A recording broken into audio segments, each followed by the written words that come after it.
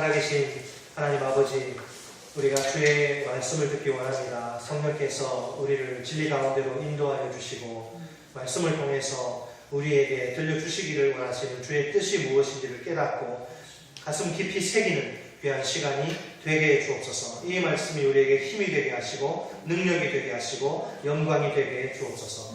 예수님의 이름으로 기도드립니다. 아멘. 세상을 움직인 악이라는 책이 있습니다. 원 제목은 역사상 가장 악한 남자들과 여자들입니다. 그 책에 보면 인류 역사상 가장 사악하다고 평가받는 악인들 16명이 쭉 등장합니다. 거기 히틀러도 나오고 네로도 있고 그런데요.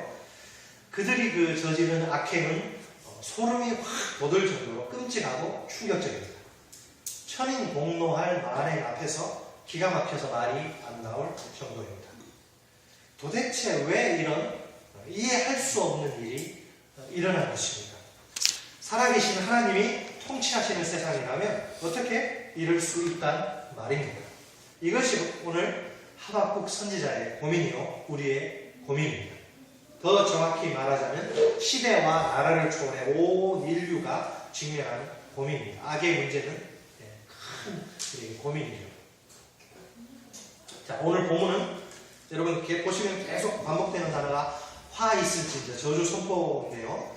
오늘 이 본문은 가락한 바벨론에 대한 하나님의 저주 선포입니다.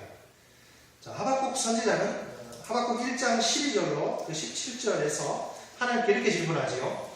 바벨론의 가락함이 지나치도록 열국을 살육하게 내버려 두시면 어쩐 일인가? 자, 이 질문에 대한 하나님의 답변이 오늘 본문을 통해서 제시됩니다. 자, 지금은 바벨론이 의기양양하여 온 세상을 아주 무자비한 폭력으로 짓밟고 있습니다. 하지만 하나님이 정하신 때가 되면 바벨론에게 억압받던 민족들이 오히려 바벨론을 비웃게 될 것입니다. 바벨론에 대한 이 저주는 시간과 장소를 초월해서 바벨론처럼 행동하는 모든 악한 자들에게 주시는 하나님의 엄중한 경고입니다. 옐로카드예요. 김일성, 김정일, 김정은 다 포함되고 이 시대에 오늘 우리 연약한 자들에게 피눈물 흘리게 하는 그런 인간 말종들이 많이 있는데 그런 종자들에게 주시는 옐로카드입니다. 자, 먼저 본문 5절에 바벨론의 그 가락한 바벨론이 얼마나 사악한지에 대한 소개가 등장하죠. 바벨론이 얼마나 그 내용을 쭉 보시면 얼마나 향락적이고 탐욕적인가에 대한 폭로입니다. 폭로. 하나님의 심판을 피할 수 없는 이유이기도 하지요. 자, 우리 한글 성경에는 빠져있지만 그 본문 5절은요, 그 앞에 히브리 원문을 보면 그 위에 더하기를 또 라는 말로 5절이 시작됩니다. 그러니까 여기서 본문 5절이 4절의 그 상반절과 연결된다는 의미입니다.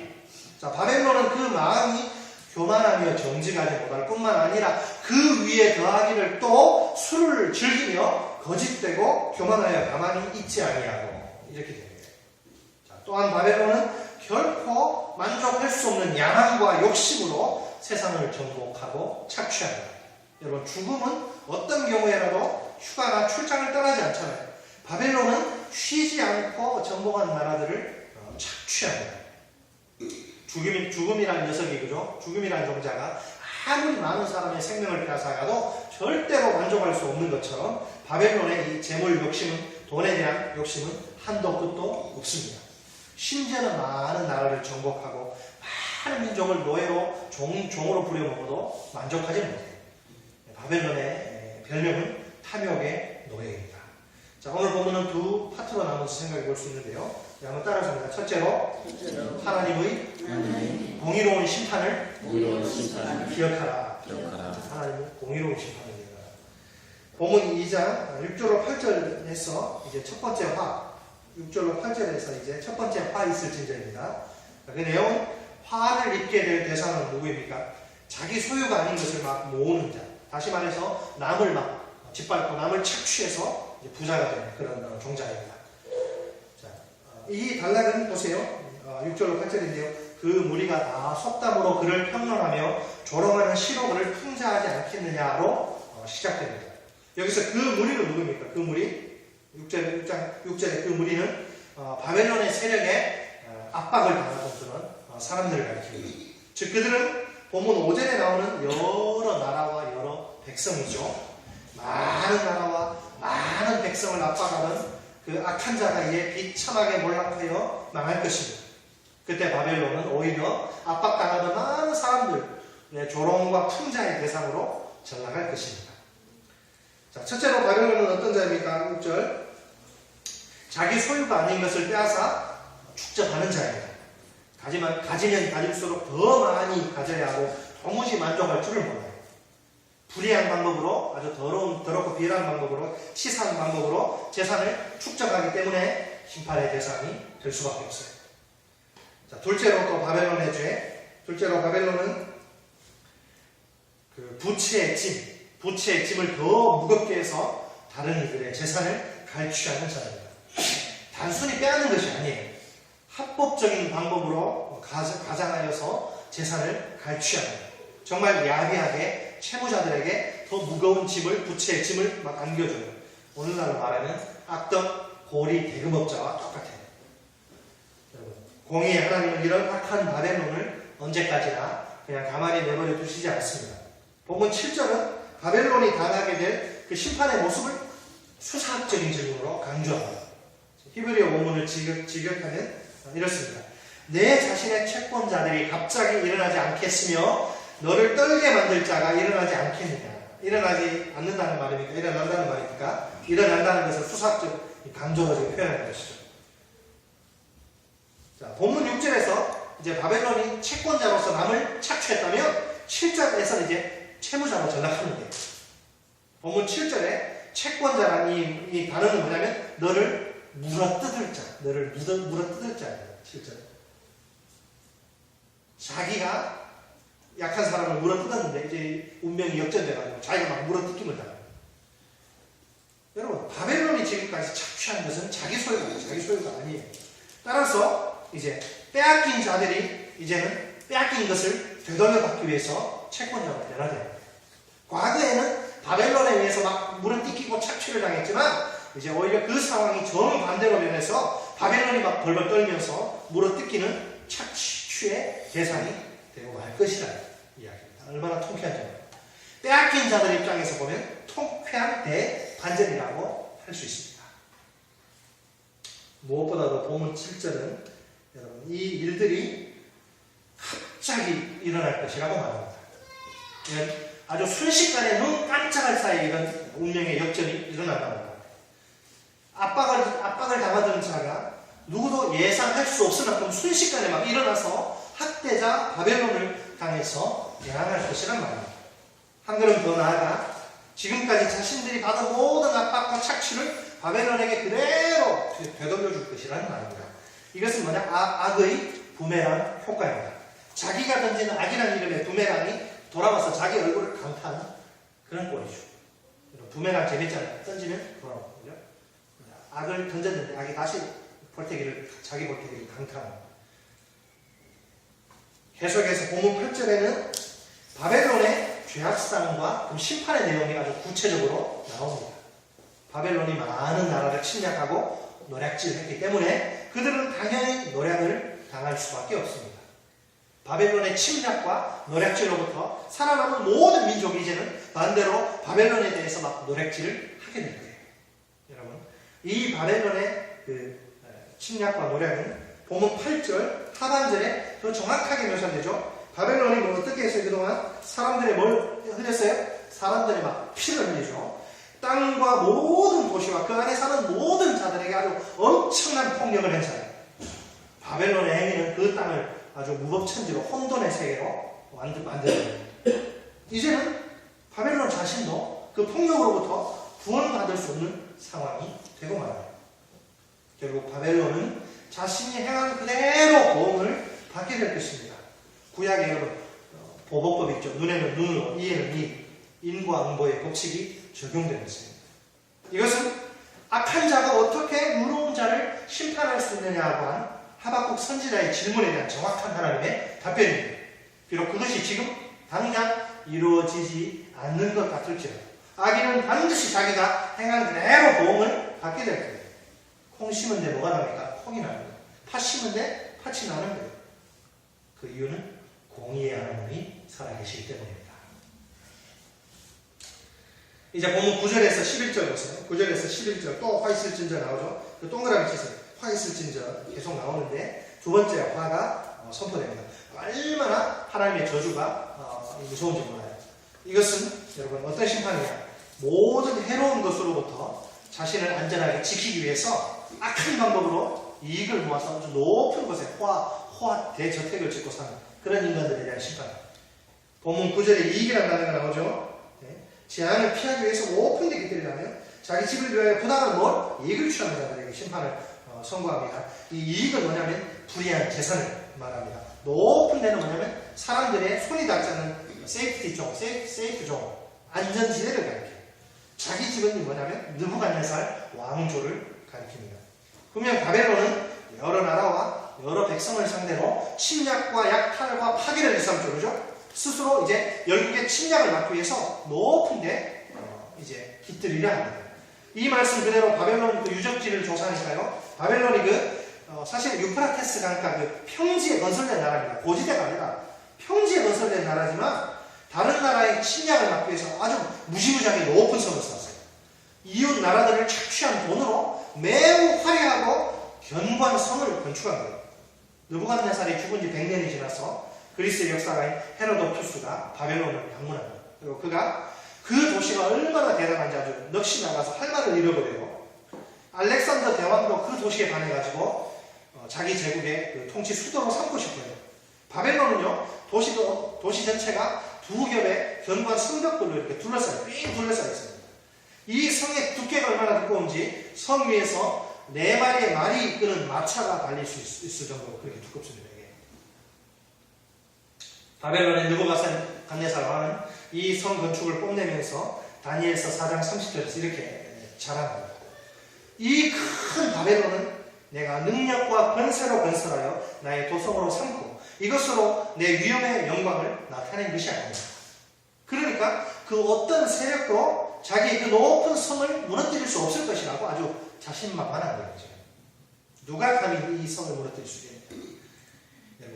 남들에게 착취한 재물을 가지고 호의호식할 뿐만 아니라 그 재물을 쌓아놓고 오랫동안 누리려고 하는 것이 이 착취자들의 본능입니다.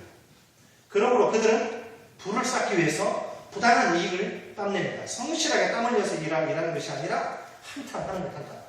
부를 쌓기 위해서 부당한 이익을 탐냅니다. 탐만 나면 부정과 부패를 저지르고 여러분 이 부당한 이익이라는 그 히브리어 단어에서 자르다 폭력을 사용해서 얻다. 이 부당한 이익은 자르다, 폭력을 사용해서 얻다라는 단어에서 이제 파생된다.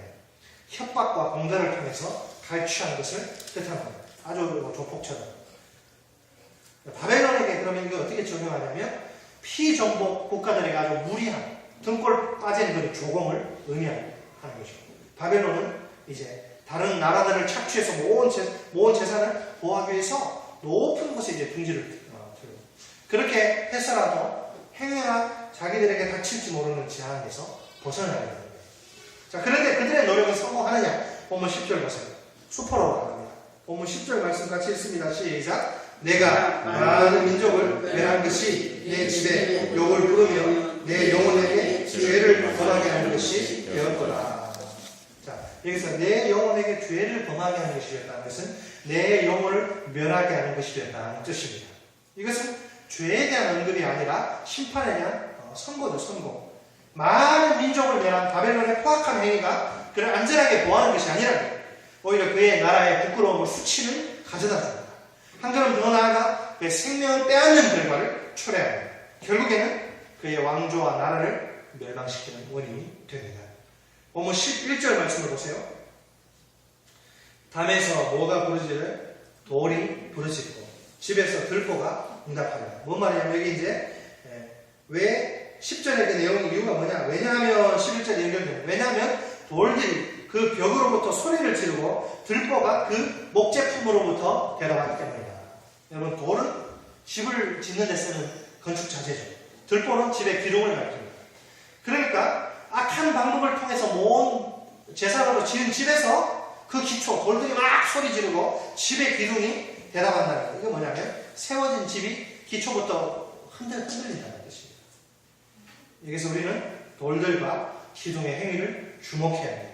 소리를 지른다는 것은 여러분 일반적으로 압제당하는 사람이 압제자로부터 해방되기 위해서 도움을 요청하는 부르짖음이죠.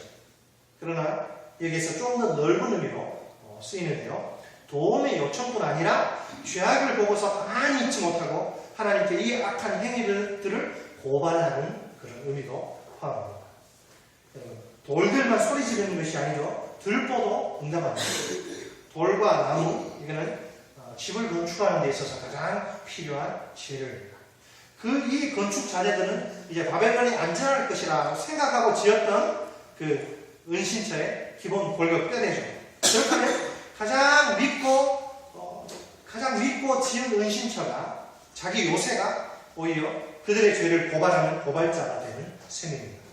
마침내 그들에게 하나님의 심판이 임하게 될 것입니다. 바벨론의 성과 집은 많은 노예들과 포로들의 피로 건축된 것입니다. 그 다음에 돌과 그 집의 들보는 불쌍한 그들의 피와 눈물의 목격자요 증인입니다. 이러므로 이 편에서 그런 돌이 부르짖으면 저 편에서 들보가 정말 그렇다 서로 응답할 것입니다. 마치 아벨의 피가 땅에서 호소하며 가인의 죄를 지적하고 고발하듯이 바벨론의 죄악의 증인으로서 다음에 돌과 집의 들보가 호소하며 나서게 될 것이라는 말입니다. 빼도 박도 못하는 거죠. 여러분, 오늘날 여러분 이 사회가 정의롭다고 생각하십니까? 유전, 무죄, 돈 있으면 그 청부 살인을 저질러 놓고서도 허위 진단서 발급받아가지고 깜빵에서 나와가지고 아주 그 병원 그 VIP 룸에서 그냥 하고 돈 없는 사람들은 몸으로 떼어야 돼요. 없는 형도 아프다고. 오늘날 악인들 때문에 피눈물 흘리며 고통당하는 사람들이 얼마나 많습니까?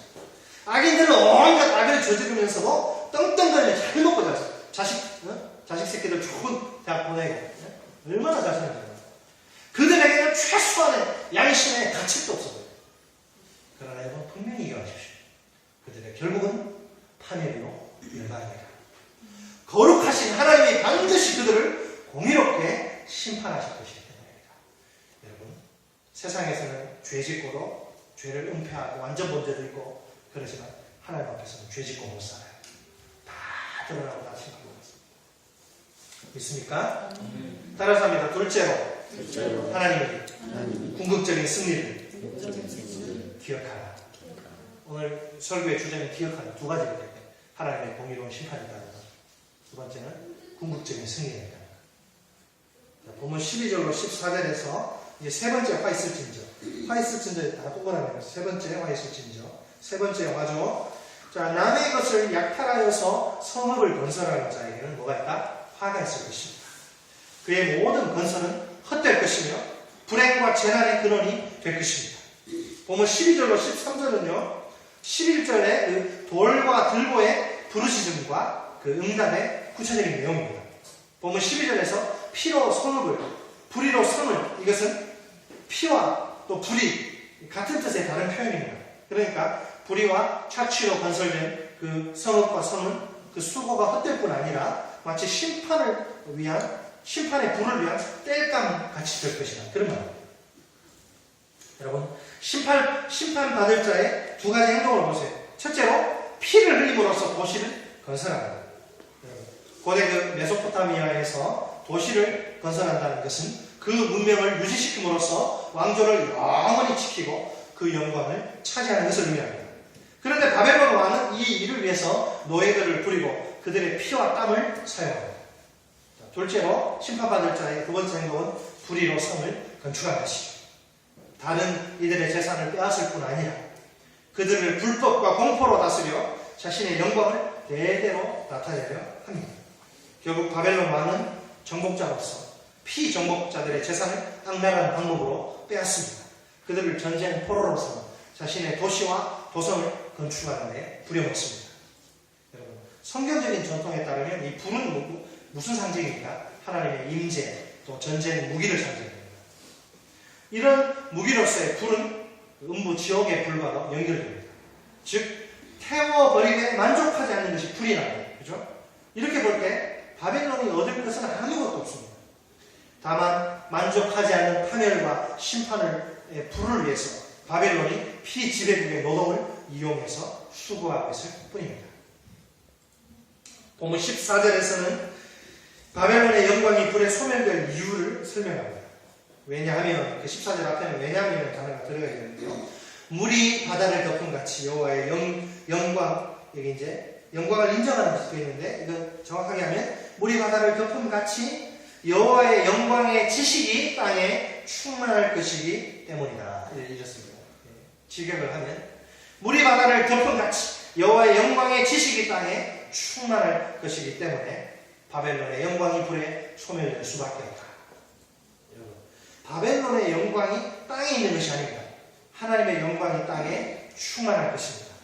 바벨론 왕과 그의 백성들, 다른 이들의 무고한 피를 흘리면서까지 자신들의 도시를 건설해 영광을 온 땅에 펼치려 합니다. 하지만 그런 노력들은 전혀 무의미합니다. 왜? 다만 물이 바다를 덮은 같이 하나님의 영광만이 이 땅에 가득할 것이기 때문입니다. 여러분, 인간의 노력에 의한 영광은 절대로 영원할 수 없습니다. 오히려 그런 불의한 방법으로 얻은 인간의 영광은 심판의 원인이 됩니다. 이 땅 위에는 창조주 하나님의 영광만이 나타날 것입니다. 바벨론이 무고한 자들의 피를 흘리며 학대와 폭력을 일삼지만 오늘 아주 못된 인간들이 많은 사람들에 대해서 피눈물을 뿌리고 피눈물을 흘리게 하고 악으로 부정부패하고 재산을 쌓고 떡떡거리며 살지만 마지막 때가 되면 모든 거만한 자들은 악한 자들은 멸망할 것입니다. 오직 하나님을 아는 지식의 영광만이 땅에 넘치며 더 이상 폭력과 악은 존재할 수 없게 될 것입니다. 하나님이 다 없앨 것입니다. 그런데 본문은 꼭 바벨론만을 가리키는 것이 아닙니다. 분명히 본문 13절에는요 민족들과 나라들이 등장하죠. 그죠? 바벨론이 심판을 받은 이후에도 계속 제2, 제3의 바벨론이 나타나서 심판을 당할 것입니다. 본문 13절을 또 직역하면 오로지 불을 위해서만 수고하고 또 오로지 헛된 것만을 위해서 피곤하리라 이런 말입니다. 여러분, 이렇게 그들의 수고가 헛되게 되는 이유가 하나님 때문이라는 사실이 중요합니다. 여러분, 하나님은 절대로 악이 세상을 지배하도록 내버려 두시지 않습니다. 하나님의 섭리의 역사는 악한 자가 세상을 완전히 지배하지 못하도록 막습니다. 뿐만 아니라 적극적으로 그 악한 세력까지도 하나님의 최후 목표를 이루도록 봉사하게 하나님이 인도하십니다. 그러니까 여러분, 인류 역사의 진행은 사람의 손에 달린 것이 아닙니다. 인류 역사의 수레바퀴는 지금 이 순간도 하나님의 보이지 않는 그 섭리의 손길에 의해서 움직이고 있습니다. 그래서 마침내 하나님이 의도하신 최종적인 결말의 목표에 도달하게 될 것입니다. 여러분, 인류 역사의 궁극적인 목표는 무엇입니까? 여호와의 영광을 인정하는 것이 세상에 가득하게 되는 것입니다. 결국 우리는 악이 멸망하고 하나님이 승리하신다는 사실을 확신해야 합니다. 오늘 본문에 기록된 5가지 화는 바벨론에 많이 것이 아닙니다. 아니, 목사님 이렇게 복잡한 이야기 왜 이렇게 장시간에 걸쳐서 설교하십니까? 이게 도대체 우리가 무슨 상관이 있습니까? 상관이 있어요. 이 오늘 본문에 기록된 5가지 재앙의 저주는 바벨론에게만 임하는 것이 아닙니다. 이것은 역사의 보편적인 원칙입니다. 악한 자들은 모두 하나님의 심판을 피할 길이 없습니다. 비록 바벨론은 잠시 동안 번영을 누리지만 그 번영의 한계는 이미 정해져 있는 거예요. 여러분, 악한 사람들이 잠시 동안 승리를 만끽하고 전성기를 누리는 것 같아도 그 세월은 오래 지속될 수 없어요. 그들의 운명은 이미 결정되어 있습니다. 성경에서 뭐라고 계속하냐면 너희는 제발 악인들의 형통을 부러워하지 말라고. 그 끝이 바람에 날리는 겨와 같기 때문에 왜 너희들이 악한 자들이 잘 먹고 잘 살고 자식들 좋은 대학 가고 하는 걸 부러워하느냐? 부러워하지 마라. 자, 그런데 여기서 우리가 한 가지 마지막 질문이 뭐냐면, 그럼 왜 하나님이 이런 일을 악을 허용하시는가 하는 점이죠.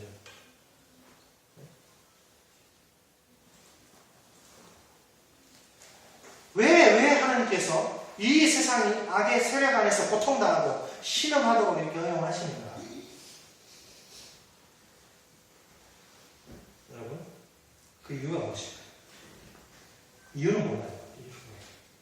그러나 중요한 사실은 하나님이 자신의 목적을 이루시기 위해서 이 일을 허용하신다. 우리가 알 수 있는 거기까지. 왜 이렇게 히틀러, 그죠? 홀로코스트에서 수백만 명의, 600만 명의 유대인들이 이렇게 독가스 마시고 죽어가요. 하나님 그때 뭐하고 계셨습니까? 김일성이가 그렇게 악랄하게 반대파들을 다 수청하고 수많은 사람을 죽여도 하나님 왜 그때 가만히 내버려뒀어요? 이유는 몰라요.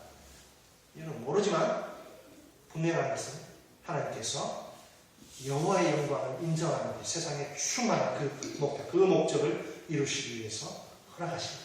것입니다. 우리가 굳게 붙들어야 할 원칙은 만물을 다스리시는 분이 하나님이란 사실입니다. 여러분, 범죄하는 이 존재가 개인이든 가정이든 민족이든 세상이든 그 길은 고달프기 짝이 없습니다. 보니까 지난번에 보니까 막 그 민족 그 한 집안 전체가 전부 사기고 보험 사기다. 할머니로부터 막 며느리 막 자식 새끼들이 전부 그냥 보험 사기해가지고 막 그런 악질 인간이 얼마나 악한 돈 때문에 부모 자식이 부모를 죽이고 형제를 죽이고 이 세상 사람들이 나쁜 짓을 해서요 높은 곳에 올라가는 경우 있어요, 그죠? 하지만 그들의 종말을 보십시오. 여러분, 일시적인 성공에 취해서 하나님을 알지 못하는 어리석은 불신자들 불쌍히 여겨야 그들의 종말은 이미 확정되어 있습니다. 절대 부러워하지 마세요. 죄 짓고 아주 악랄한 방법으로 다른 사람 짓밟고 올라가가지고 호의호식하고 사는 것보다 거렁배기로 믿음 지키며 사는 게 낫습니다. 하나님 보실 때. 있습니까? 극단적인 대로를 충격적으로 말씀을 드려야지. 그냥 못 가도 괜찮아요. 좀 어떻습니까? 좀 힘들게 가난하게 살아 정직하게 살면 되지. 민족의 경우도 마찬가지입니다. 세계사를 펼쳐서 온 세상을 그냥 아주 장악할 것처럼 기세등등했던 불신 제국들을 보십시오. 그 제국들의 종말을 생각해 보십시오. 세계를 호령했던 저 찬란한 애국이 어떻게 됐습니까? 바벨론이 어떻게 됐어요? 그리스가 어떻게 돼요? 로마가 어떻게 멸망했습니까? 로마가 기독교를 아주 말살하려고 했는데 그런 로마는 망하고 기독교는 살아남지 않습니다. 중국의 마오쩌둥과 중국의 독재자들이 기독교를 뿌리를 뽑으려고 다 여러분 교회를 불태우고 목사들 잡아 죽여도 지금 여러분 중국의 기독교 인구가 얼마인지 아시죠? 1억이요. 오늘날 이 세상에서 어떤 일이 일어나든지 원칙은 지금 이 성경의 원칙은 그대로 들어맞습니다. 여러분, 하나님의 뜻을 거역하는 모든 인간들에게는 재앙이 쏟아질 것이다. 지금 선고가 내려져 있습니다. 하나님의 뜻에 불순종하는 사람들은 멸망하도록 그렇게 예정되어 있어요. 그들이 일시적으로 크게 성공하는 것처럼 보일지라도 말입니다. 그러니 우리는 미리 그 일을 대비해야 합니다.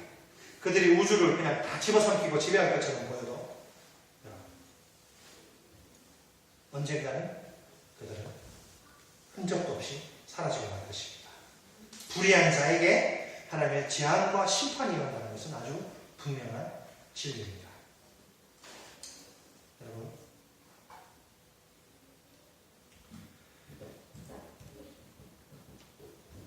말씀을 맺겠습니다. 본문 20절 말씀을 보십시오. 20절 같이 읽습니다. 시작. 오직 여호와는 그 성전에 계시니 온 땅은 그 앞에서 잠잠할지니라 하시니라. 이방인들도 하나님 앞에서 잠잠해야 하지만 우리도 좀 잠잠해야 합니다. 하나님의 선하심과 거룩하심과 신실하심과 자비하심을 의심해서는 안 됩니다. 하나님의 권능과 영광을 반신반의해서도 안 됩니다. 하나님이 왜 이런 고통을 내게 허락하십니까? 불편해서 안 돼요. 하나님은 왜 이런 일을 제게 허락하십니까? 원망해서는 안 돼요. 하나님 이따가 빨리 죽을 수도 있어요. 암에 걸려서 빨리 죽을 수도 있고 교통사고 나서 죽을 수도 있어요. 그래도 불편하거나 엉망이잖아요. 하박국 선지자에 가신 하나님의 말씀만 생각하고 하나님만 바라봅시다. 궁극적이고 최종적인 승리만 바라보자는 거예요. 우리는 최후의 우승자입니다. 최후의 승리할 자들입니다.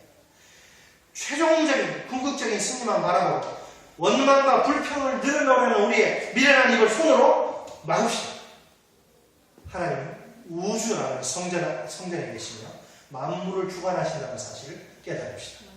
조용히 하나님 앞에 꿇어 엎드려 경배를 드립시다. 하나님의 은혜와 하나님의 권세와 하나님의 권능과 하나님의 자비를 찬양하고 평안한 마음으로 잠잠히 하나님을 기다립시다. 기도하겠습니다.